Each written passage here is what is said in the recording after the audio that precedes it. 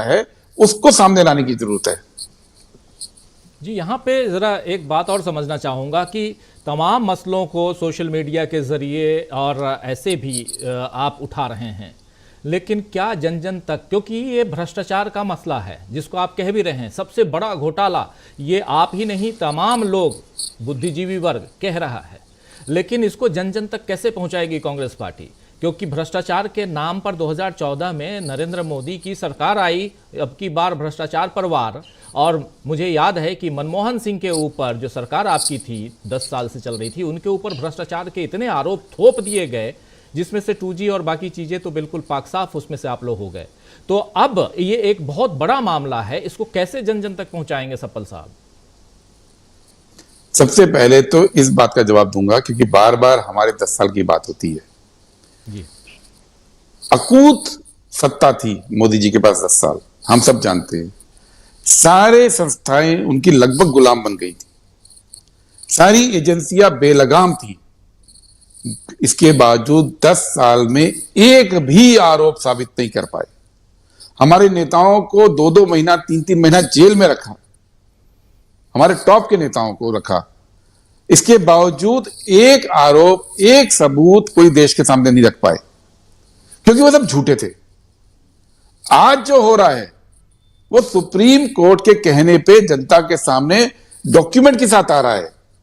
हमारे टाइम में CAG ने कहा था नोशनल लॉस, ये एक काल्पनिक हानि है, उसका पूरा एक बनाया गया। आज की तारीख में ये नोशनल नहीं है, ये काल्पनिक नहीं है, ये सामने दिख रहा है कि आप अलग अलग कंपनियों को प्रोजेक्ट देते हैं। अब मेगा कंस्ट्रक्शन है, मेगा कंस्ट्रक्शन ने पैसा दिया, सेकंड हाईएस्ट डोनर है।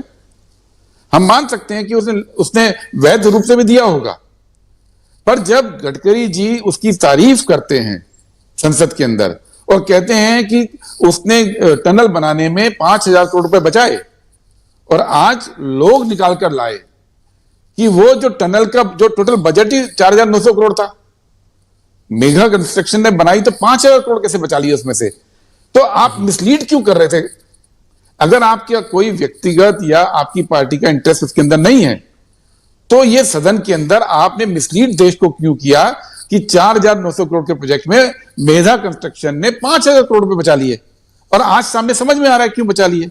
और हम ये जानते हैं कि जो मीडिया बिका हुआ है, जो दबाव के अंदर है, वो बात नहीं करेगा, इसीलिए हम लोगों बीच में डायरेक्ट जा रहे हैं। और इसमें आपकी भूमिका सबसे बड़ी है राजीव जी, इसलिए हमने रिक्वेस्ट की है राजीव जी कि आप लोगों से हम बात करें। आपकी ये जिम्मेदारी हमारे साथ मिलकर बनती है कि ये बातें हम लोगों तक पहुंचाएं। आज देश की जनता सोशल मीडिया से, YouTube चैनल से भी जानकारी लेती है, और मेरी रिक्वेस्ट है आपसे कि हम तो अपना काम करेंगे, जिस तरह से आप लोग काम करते आए हैं उसमें अब शिथिलता ना आए, क्योंकि इतना बड़ा स्कैम है। ये तय बात है कि दबाव आपके ऊपर भी आएगा, ये तय बात है उन सब इंडिपेंडेंट पत्रकारों के ऊपर दबाव आएगा जो इस चीज को उठा रहे हैं। किसी के अकाउंट ब्लॉक होंगे, किसी के ऊपर कोई दबाव रेड की आएगी, किसी को कोई धमकी मिलेगी डिपार्टमेंट के द्वारा। तो ये हमारी और आपकी सबकी जिम्मेदारी है। कांग्रेस पार्टी